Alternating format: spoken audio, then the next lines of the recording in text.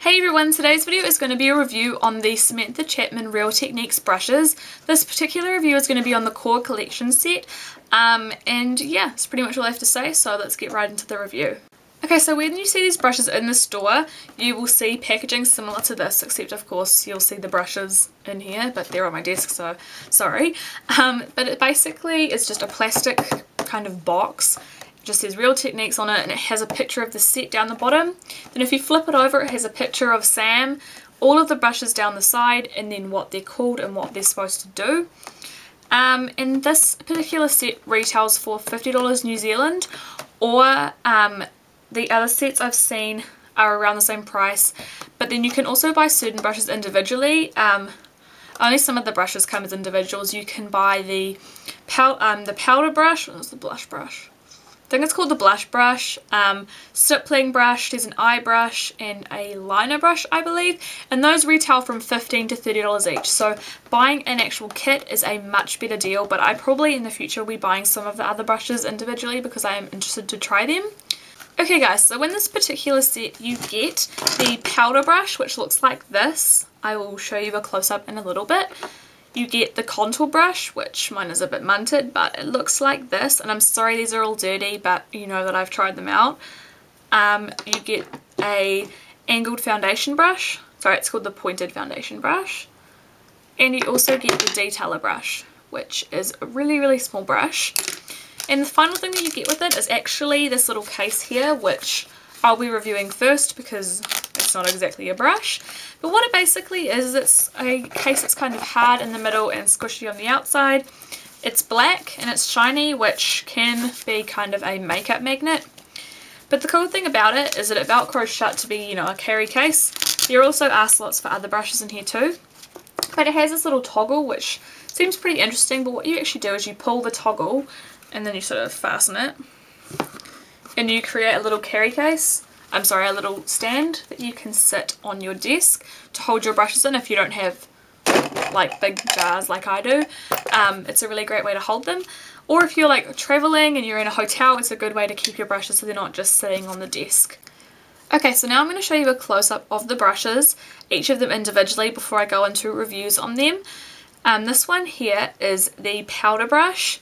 Each of the brushes comes with like I believe it's an aluminum ferrule or barrel or whatever the hell it's called, and then at the bottom it's rubber. I don't know why, maybe so it's comfortable to hold. And then each of the brushes, you can't see on my camera, but it says Real Techniques by Samantha Chapman on one side, then on the other side it has the name of the brush if you ever forget. And my mistake, this is called the buffing brush, not the powder brush. Now these bristles are made out of Taklon, which I'm not too sure if, I believe it's a synthetic bristle, but I don't know exactly what it's made out of. But I know that they are really good bristles, really extremely soft, probably the softest brush that I have, softer than my Sigma brushes. Really, I only have one, but really soft. And this one is nice and dense, very soft, and I really enjoy this for a multitude of purposes, but as I said, we'll get into that in a little bit. Okay, so the next brush I have to show you all is the contour brush, and it looks like this. It is quite a small brush, as you can see. It's perfect for contouring the cheeks. It's quite round in shape, but then it kind of tapers to a small sort of tip at the top. I have been using it, so it's a little bit differently shaped to how you would find it in the package. But overall, I really do love this brush, and the shape makes it great for a multitude of purposes, like the other one. Multitude is apparently my new word of this video. The next brush is a pointed foundation brush, which again, they're all made out of the same bristles and they all have sort of like the skunk effect.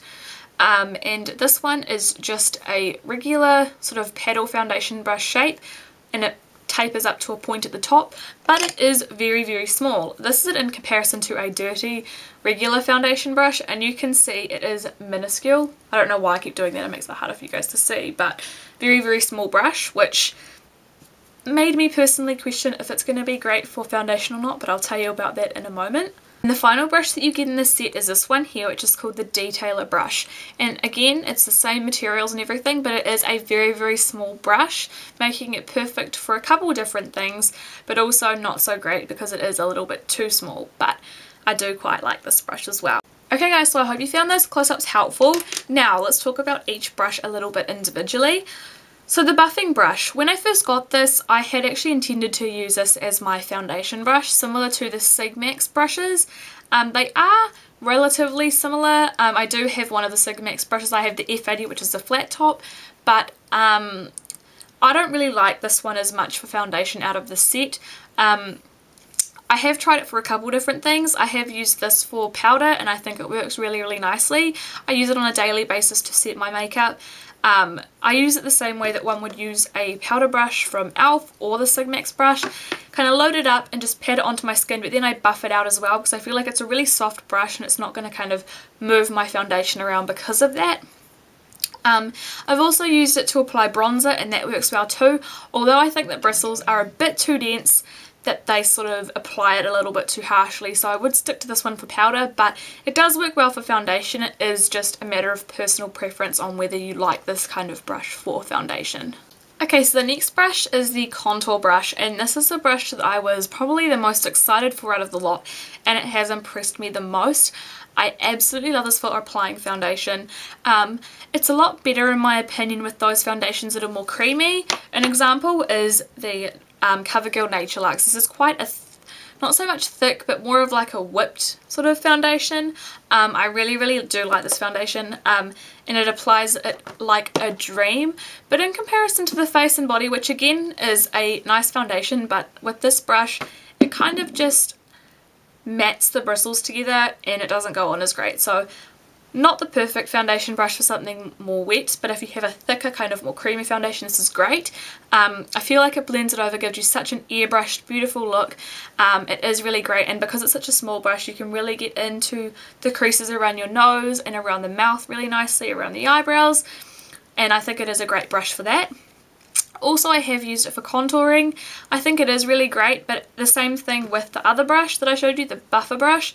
It is quite a dense brush, so if you kind of push it just a tiny bit too hard, you're going to get a big spot of contour on your face, so you need to be careful with it. You can also use it for highlighting, works fine for that, but I feel like with all the other purposes that you could use this brush for, I feel like using it for highlighting is a bit of a waste, if you know what I mean.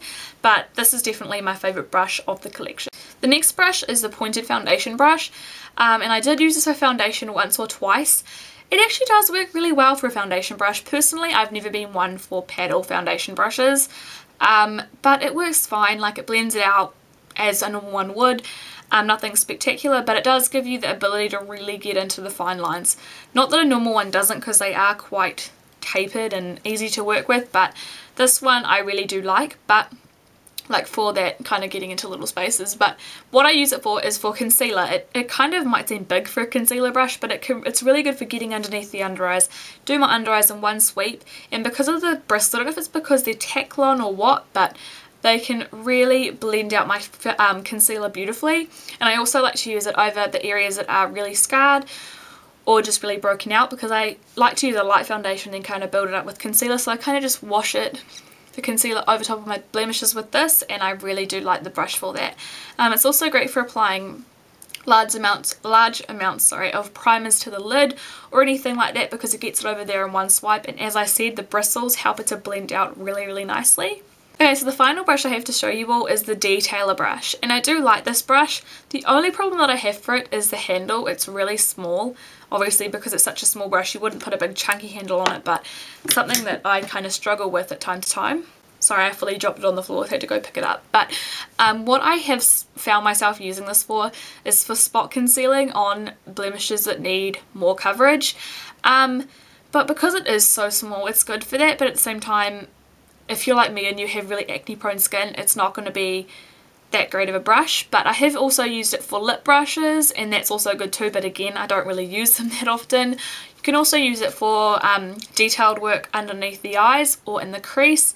Works really great for that, but for me personally, this brush probably has the least amount of use, because I have many other brushes in my collection that I like for doing the things this one is good at, if that makes any sense at all. Okay guys, that was my review. If I've missed anything out and you want to know anything else, please leave it down below. Before I finish off, I'm going to tell you a little bit about the availability of these products. So if you live in the US, I'm not entirely sure where you guys can actually find these brushes, but but I believe you actually can order them off of the Real Techniques website, which will be linked off down below, and I think that's US only, so I'm sorry if you live anywhere else, I feel your pain. But if you live in New Zealand, you can buy these from the Life Pharmacy, and they have them at multiple, I was trying to say various and multiple at the same time, multiple different stores. I've seen them on the North Shore, I've seen them out west, they are everywhere.